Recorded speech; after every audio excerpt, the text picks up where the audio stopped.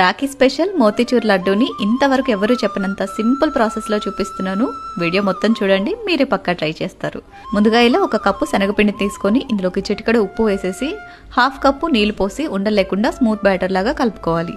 ఇలా కలుపుకున్న తర్వాత స్టవ్ మీద కడాయి పెట్టేసుకుని 2 టేబుల్ స్పూన్స్ నెయ్యి వేసేసి కలిపి పెట్టుకున్న పిండితోటి ఈ విధంగా చిన్న చిన్న బిస్కెట్ల లాగా వేసేసుకుని మీడియం ఫ్లేమ్లో చక్కగా కుక్ అయిన తర్వాత రెండో వైపు కూడా టర్న్ చేసుకుని ఈ విధంగా కుక్ చేసుకోవాలి.